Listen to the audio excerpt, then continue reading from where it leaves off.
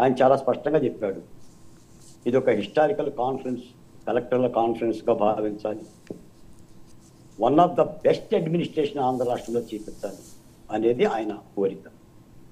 నాకు తెలిసి జగమెరిగిన బ్రాహ్మణుడికి జంధ్యమేళ అన్నట్టుగా చంద్రబాబు నాయుడు గారి పరిపాలన తెలిసిన ఎవరైనా సరే ఆయన పరిపాలన తీరు ఇలాగనే ఉంటుంది. ఎందుకంటే చంద్రబాబు నాయుడు గారు ముందుగా అడ్మినిస్ట్రేషన్ మీద గురి పెడతారు. అంటే ఎమ్మెల్యేలనే, ఎంపీలనే, ఎమ్మెల్సీలనే పరిపాలనలోకి చూపించకుండా కార్యనిర్వాహక వర్గమైన IAS, IPS చేస్తే పని చేయించడం మనకి ఇష్టం. ఆ ప్రక్రియ జరుగుతుంది ఈరోజు. నాకు తెలిసి ఒక పార్టీ అని అంటాం కాదు, కానీ ఆంధ్రప్రదేశ్లో ఇందాక మీరు మొదటి వాక్యాలు చెప్పినట్టుగా రాష్ట్రం శిథిలమైన మాట యథార్థం, పరిపాలన గాడి తప్పిన మాట యథార్థం, రాష్ట్రంలో నేరాలు జరిగిన మాట యథార్థం, అక్రమాలు తవ్వే కొద్దీ ఎలుకల్లాగా లేదా జర్రుగొడ్డుల్లాగా లేదా కొండ చిలువుల్లాగా తాచుపాములాగా బయటకు వస్తున్న మాట యథార్థం. ఇదంతా కూడా శుద్ధి చేసే పనిని వాళ్ళు చేపట్టారు. రెండో అంశం, నేను ఇప్పుడు కృష్ణా జిల్లా నవాబుపేట గించుపల్లి శ్రీనివాసరావు మీద దాడి జరిగిన ఊరికి పక్క ఊరిలోనే ఉన్నాను నేను. గించుపల్లి శ్రీనివాసరావు గారు కూడా నాకు చాలా మిత్రుడు. వాళ్ళ నాన్న గించుపల్లి వీరయ్య. ఆయన్ని దాదాపుగా ఒక 10 ఏళ్ల క్రితం శివాలయంలోనే హత్య చేశారు. ఆ గ్రామం సమస్యాత్మక గ్రామం. ఆయన వైసీపీ నాయకుడు. దాడి చేసింది టీడీపీ కార్యకర్త. ఇందులో సస్పెషన్ లేదు. ఇక్కడ విషయం ఏంటంటే, గత ప్రభుత్వం ఏం చేసింది, ఎన్ని నేరాలు చేసింది, ఎన్ని ఘోరాలు చేసింది, ఎన్ని హత్యలు చేసింది అని లెక్కలు చెప్పుకోవటానికైతే నేనైతే సిద్ధంగా. ఇక్కడ ప్రభుత్వం అంటే 5.5 కోట్ల మంది ప్రజలకి మొత్తంగా శాంతి భద్రతలను కాపాడాల్సిన బాధ్యత రాష్ట్ర ముఖ్యమంత్రి మీద ఉంది, పవన్ కళ్యాణ్ గారి మీద ఉంది. నేరం ఎవరు చేశారని కాదు, నేరం జరిగిందా అదే.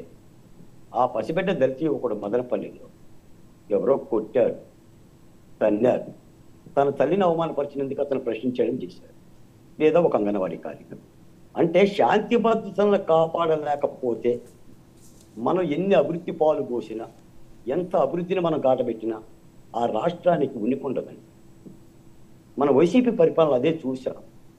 అసలు వైసీపీ పరిపాలన ఇంత ఘోరాతి ఘోరమైన ఓటమిని చవి చూడటానికి కారణం 3 రాజధానులు, అమరావతి వేదనలు, లేదంటే పోలవరం నిర్మాణం పూర్తి కాకపోవటమే కాదు, యరాచకాలే. మహిళల మీద ప్రభుత్వ ఆసుపత్రుల్లో మానభంగాలు, రైల్వే స్టేషన్లో మానభంగాలు, శిరోముండనాలు, దాష్టీకాలు, మాస్క్ అడిగితే దంపటాలు, మాస్క్ పెట్టుకుపోతే దంపటాలు, ప్రతిపక్ష పార్టీల మీద దాడులు చేసి ఇవి చేసింది. కాబట్టి మనమే అదే చేద్దామా, అలాగనే ఉందామా అనే ధోరణితో ఎవరు మాట్లాడారు. నేను చెప్తున్నాను, ఇప్పుడు రాష్ట్ర ప్రభుత్వానికి నేరాలు ఆంధ్రప్రదేశ్లో జరుగుతున్న మాట యథార్థం. అది ఎవరైనా కానీ కుక్క గరిచినా కూడా ప్రభుత్వం బాధ్యత తీసుకోవాలి సార్ వర్మ గారు. కుక్క గరిచిన మనిషిని, ఆ కుక్కలను బంధించాల్సిన బాధ్యత ప్రభుత్వం ఉంది. ఇక్కడ తెలుగుదేశం మనిషిగా, వైసీపీ మనిషిగా, కాంగ్రెస్ మనిషిగా కాదు.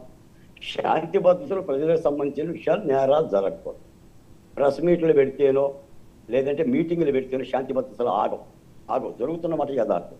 దాని మీద నేను అడిగేది ఏంటంటే, అన్ని ప్రతిపక్ష పార్టీలతో కలిపి ఒక నిజ నిర్ధారణ కమిటీని వేయమంటుంది అడుగుతున్నాం ముఖ్యమంత్రిగా. ఒక నిజ నిర్ధారణ కమిటీని వేయండి. వైసీపీ పార్టీ ఏదో దాష్టీకాలు జరుగుతున్నాయని పెద్ద ఎత్తున ఆరోపణలు చేస్తుంది. దాని మీద వాళ్ళు తిరుగుతారు, సమీక్షిస్తారు, అసలు వాస్తవాలు ఏం జరుగుతున్నాయి, తెలుగుదేశం పార్టీ వాళ్ళు కార్యకర్తలు దాడులు చేస్తున్నారా, లేదా వైసీపీ వాళ్ళే టీడీపీ మీద చేస్తున్నారా, లేదా సమాజంలో సంఘటనలు జరుగుతున్నాయా, హోంమంత్రిత్వ శాఖ ఎలా స్పందిస్తుంది, ఇవన్నీ కూడా చేస్తారు. ఇవన్నీ చెయ్యాలి. ఎందుకంటే సంఘటనలో మనం ఏదో గత ప్రభుత్వం చేసింది కదా అని చెప్పేసి వాళ్ళని ఎత్తిని రుద్దితే ఫలితం ఏమి ఉండదు. ఇప్పుడు నన్ను కూడా అన్నారు ముందు మాట్లాడుతున్నప్పుడు వైసీపీ దాష్టికాల మీద, ఏ బాలకోటి గారి బీహార్లో జరగట్లేదు దళితుల మీద, ఏ ఉత్తరప్రదేశ్లో మానభంగాలు జరగట్లేదా, ఒక ఆంధ్రప్రదేశ్లోనే జరుగుతున్నాయా, ఏం మాట్లాడుతున్నారు మీరు అని మమ్మల్ని అడిగారు వైసీపీ నాయకులు. ఆ రోజు మేము ఆ రోజు కూడా చెప్పాం, అక్కడ జరుగుతుంది ఇక్కడ జరుగుతుందని కాదు, మన కళ్ళ ముందు జరుగుతున్నాయి అన్నమాట. ఇప్పుడు నేను అసలేం జరగట్లేదు, తెల్ల పేపర్ లాగా ఉంది వర్మ గారని నేను అన్నా కూడా మీరు అంగీకరిస్తారా? అసలు నేరాలు జరగట్లా, ఆంధ్రప్రదేశ్లో మానభంగాలు లేవు, పసిపిల్లలు ఎత్తుకుపోవటాలు లేవు, కొట్టటాలు లేవు అని నేను అంటా, మీరు అంగీకరిస్తారు? ఆంధ్ర రాష్ట్ర ప్రజలు చూస్తున్నారు కదా. నేను టీవీ డిబేట్లో కూర్చొని ఏదో నాకు తోచిన మాటలనే ఈ ప్రభుత్వానికో ఆ ప్రభుత్వానికో మద్దతు పలికే విధంగా మాట్లాడటం వల్ల ఏముంటుంది ప్రయోజనం? ప్రజలు చూస్తున్నారు కదా. నేను కూడా నవాపేట పక్కనే ఉన్నాను. నేను పొద్దున్న నవాపేట వెళ్ళలే, ఆయన వైసీపీ నాయకుడు కాకపోతే నేను అమరావతి జేఏసీలో ఉన్నాను, కానీ హాస్పిటల్కి వెళ్ళి పరామర్శించే పరిస్థితిలో నేను లేను. రేపో మాపో జగన్మోహన్ రెడ్డి గారు వెళ్తాడు.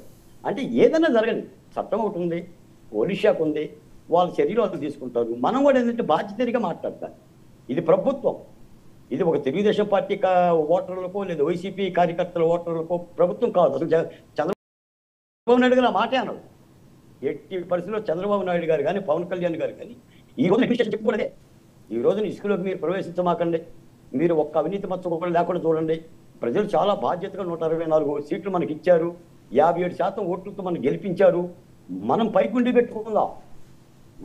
పెట్టుకుందాం, మనం బాధ్యతగా పనిచేద్దాం అనే ధోరణిలో వాళ్ళు పనిచేస్తున్నారు. ఎక్కడ ఏ కార్యకర్త ఏం చేసినా కూడా ప్రభుత్వం చర్యలు తీసుకోవాలి. ఒకవేళ ఇప్పుడు చట్టం ఉన్నందుకే కదా సార్, తెలుగుదేశం పార్టీ అయితే ఎవరైతేనేమి IPS ఉన్నందుకే IAS ఉన్నది. ఈరోజు చెప్తుంది కూడా అదే, సుపరిపాలన, good administration, good governance. What is the meaning of the good governance? Okay, నేరాలు జరగాలి కదా.